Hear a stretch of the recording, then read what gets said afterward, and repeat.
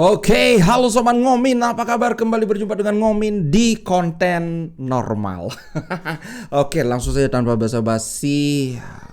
Pertama kita akan mulai dari kabar Agome. Nah, Agome semakin dekat dengan Sevilla. Bahkan presidennya Sevilla sendiri bilang bahwa advance, maksudnya sudah ada di pembicaraan di tingkat lanjut, tapi belum close yet. Close itu bukan maksudnya ditutupin ya, tapi dealnya di closing deal itu maksudnya diselesai, sudah deal gitu namanya, closing the deal. Ya, semoga Agome bisa ke Sevilla karena sekarang masalahnya cuma satu. Sevilla mereka ingin pinjam dengan hak membeli. Nah, Inter nggak masalah, Inter nggak keberatan. Tapi yang sedang dicarikan jalan tengahnya adalah Inter ingin memiliki hak untuk membeli kembali, untuk repurchase. Itu aja sih masalahnya. Kalau soal duit, Inter sih nggak ngarepin berapa sih sekelas Agome bisa dijual. Oke, itu tentang Agome. Nah, kemudian ada yang menarik nih. Napoli kemarin katanya ada dibilang bermasalah dengan kontraknya si Samardzic. Ternyata ini masalahnya bukan bapaknya, tapi ya tetap aja yang apa namanya itu, yang bernego itu bapaknya. Kali ini yang menjadi masalah itu adalah soal image rights. Jadi image rights itu maksudnya kan bisa digunakan kalau dia punya sponsor apa gitu, atau misalnya Napoli menggunakan sosok si Samardzic dalam iklan apa, intinya dia ingin agar dia dapat bagian kayak gitulah. Pokoknya berkaitan dengan segala image yang berkaitan dengan player sebagai seorang individu gitu. Ya biar saja lah. Siapa tahu Napoli ingin balas dendam. Siapa tahu Samardzic ingin balas dendam ke Inter karena waktu ini dia di Udinese nggak berkutik juga. Mungkin alasannya karena rekan-rekannya kurang kuat. Ya udah, coba sana main di Napoli. Mungkin kita lihat saja nanti. Oke. Nah, tadi aku sempat bikin konten soal si Thiago Jallo yang kayaknya batal gitu. Nah, ini sekali lagi aku kan bilang tadi bahwa bapaknya si Jallo itu minta kepastian menit bermain itu, sumbernya di medsos, bukan ada di sumber resmi. Nah, sekarang ada berita lagi aku ambil dari Football Italia. Nah, ternyata Juventus sangat getol ingin mendapatkan Jallo. Situasinya begini. Inter mau ngambil Jallo di bulan Juni.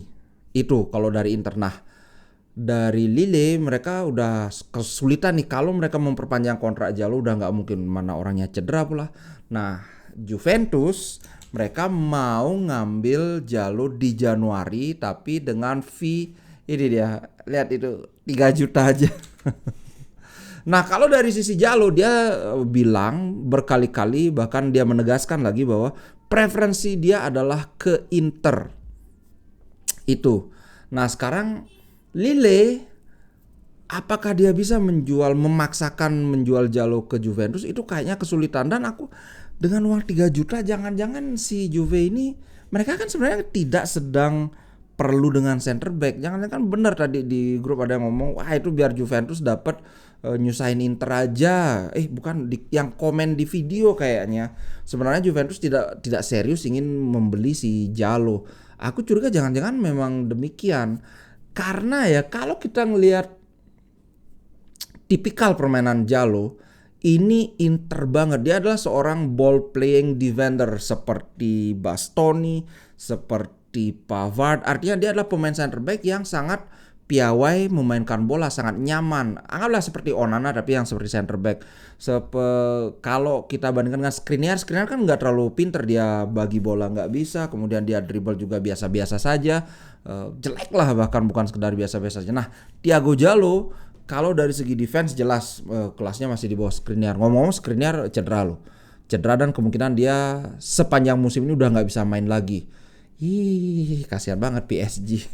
Nah, Jallo bahkan dibilang oleh dari siapa namanya, mantan pelatihnya Thiago Fernandes, bahwa he would thrive, dia akan bersinar di Inter, excellent dengan bola. Nah, dia bilang gini, dia punya kualitas bagus dan masuk ke pertandingan itu selalu bagus dari menit pertama, dia bilang gitu. Nah, aku percaya bahwa dia akan sangat cocok dengan sistem yang dimainkan oleh Inzaghi. Dia akan beradaptasi sempurna. Dia bilang gini juga, dan yang harus digarisbawahi adalah speed. Artinya gini, jika kamu punya Thiago Jallo di tim, nah kamu tahu bahwa kamu bisa memainkan permainan dengan garis pertahanan yang tinggi. Kenapa?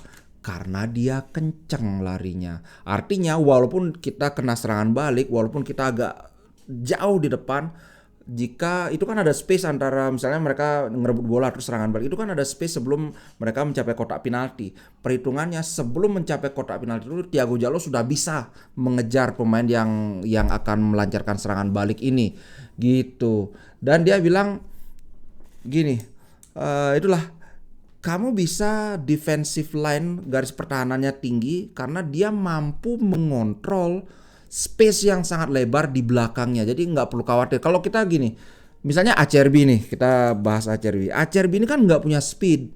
Jadi kalau kita main dengan Acerbi terus mainnya tinggi banget, dikasih serangan balik diajak adu lari nggak bisa. Udah diasapin sudah Acerbi. Mungkin mirip kayak gimana dulu Maicon dan Javier Zanetti diasapin sama Gareth Bale. Ingat gak? Udah cerita tahun gak enak sih. Nah, sehingga ketika Inter memainkan Acerbi ini kuat kalau dia berhadapan dengan pemain lawan. Tapi kalau kejar-kejaran sudah bendera putih sudah Acerbi. Sedangkan Jallo di sini dia bisa itu speed itu, dan ditambah lagi dia punya kemampuan dribble, kemampuan passing yang kurang lebih seperti Pavard. Kemudian kalau long ballnya jelas tidak sebagus Bastoni, tapi kalau umpan-umpan pendek dia ciamik. Kalian lihat aja di YouTube Thiago Jallo skills. Wah, kelihatan langsung dribblenya kenceng, larinya. Nah, cuman kan dia habis cederanya juga cedera lama. Dia kalau nggak salah dari bulan Maret loh. Dari bulan Maret tahun lalu dia udah nggak main. Dari bulan Maret tahun 2023. Nah, ini aku bilang dari tipikal permainan di Juventus ngapain? Juventus nggak perlu nggak sama center back yang punya speed sangat cepat. Nggak perlu karena mereka kan low block banget, deep sitting very deep, bertahan sangat dalam di sekitar kotak penalti. Itu nggak akan ada situasi adu sprint antara pemain belakang Juventus dengan pemain lawan. So jangan-jangan bener Juventus cuma pengen ngerecokin Inter aja. Dari segi karakter ini nggak masuk banget. Apakah Juventus mau center backnya maju dribble ke depan? Nggak. Paling center back Juventus tuh maju kalau ada situasi bola mati, bola lambung gitu kan. Si Bremer kan bagus dia di sundul-sundulan. So ya aku curiga begitu. Kemudian ini Icardi, kemarin aku udah bilang enggak, itu udah dibantah, itu rumor saja. Dan ini ada lagi ketegasan bahwa Inter yang menutup pintu untuk kembalinya Icardi. Ada beberapa faktor, ini bagus poinnya ya. Yang pertama itu adalah Inter ngambil Icardi itu doesn't make sense, artinya nggak masuk akal karena pertama kita lihat dari sporting perspektif ya. Di saat ini Inter sudah punya sosok center forward yang benar-benar center, yaitu Thuram dan si Arnautovic. Kalau si Lautaro dia kan lebih penjelajah, lebih banyak turun. Intinya musim ini memang Lautaro tidak dimainkan sebagai striker murni. Itu justru lebih Thuram dan si Arnautovic. Kalau kita ngambil lagi Icardi, kita akan punya 3 striker yang tipikal center forward. Ngapain? Nah, itu dari sisi sporting perspektif ya. Yang kedua dari economic standpoint, jeng. Inter tidak mampu untuk membeli Icardi sebagai pembelian permanen dan membayar gajinya karena gajinya Icardi gede. Itu sudah jelas, sudah tidak perlu aku jabarkan lagi, kayaknya semua udah tahu. Itu 2 faktor. Nah, yang ketiga nih, hubungan Wanda Nara dengan hierarki, maksudnya dengan manajemen Inter itu masih ada ketegangan. Manajemen masih tidak menyukai Wanda Nara, udah sebenarnya mereka ada kesempatan untuk pisah tapi mereka nggak pisah, ya udah males. Dan tentunya di sini tidak disebutkan ada satu lagi sebenarnya. Hubungan Icardi dengan supporter Inter udah jelek banget. So, jelas ya, tidak ada itu Icardi ke Inter, sudah lupakan. Sekali lagi aku bilang, Icardi itu kelasnya Zeko. Mereka itu sama-sama 12 gol di Liga Turki. Jadi bertarung memperebutkan pencetak gol terbanyak. Jadi kawan-kawan jangan munafik. Kemarin itu banyak sekali yang Zeko udah habis, wah udah tua, wah udah nggak bisa lari, wah selalu kalah dalam duel 1 lawan 1. So kalau kawan-kawan ini mengharapkan Icardi ke ini, ya this is another Zeko. Bahkan Zeko itu bagus, dia bisa membagi bola, dia bisa turun kemudian dapat bola, dia bisa passing ke sana kemari. Sedangkan Icardi no, dia itu tipikal fox in the box, artinya dia akan ngendon di sekitar kotak penalti nunggu bola. Enggak. Aku ngeliat juga dari segi karakter permainan kayaknya dia nggak akan terlalu cocok dengan sistem permainan Inzaghi itu.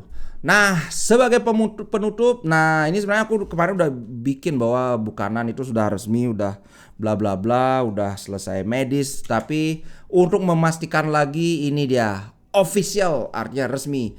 Inter sign Buchanan from Club Brugge itu 7 juta dengan bonus 3 juta.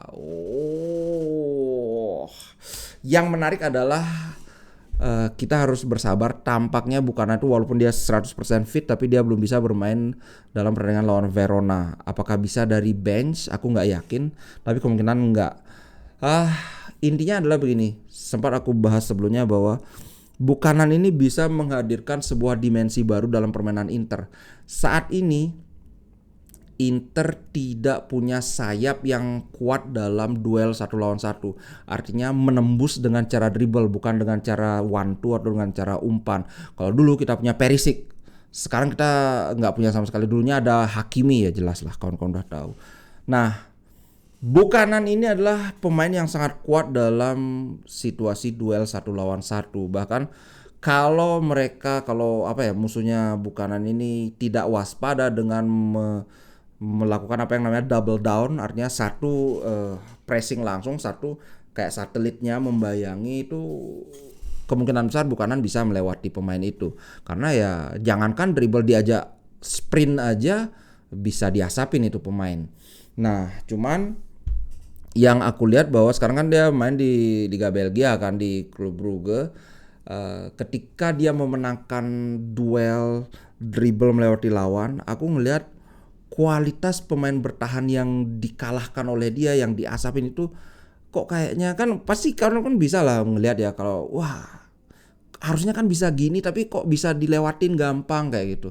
Nah ini yang bikin aku nggak berani terlalu wow ini bakalan hebat banget, belum berani. Tapi yang jelas talenta dia ada di dalam hal itu. Kita lihat aja apakah dia bisa atau enggak, harus dibuktikan. Karena dulu juga waktu Kvaratskhelia ke Napoli kan gitu, ya dia kan hebatnya di Georgia apa di Liga Rusia kayaknya dulu, dia aku lupa. Belum tentu di Serie A bisa. Ternyata musim pertama Serie A menari-nari Kvaratskhelia. Semoga Buchanan bisa seperti itu. Oke guys, itu dulu untuk konten kali ini. Sampai jumpa besok, kita live reaction Inter lawan Hellas Verona. Ciao, terima kasih.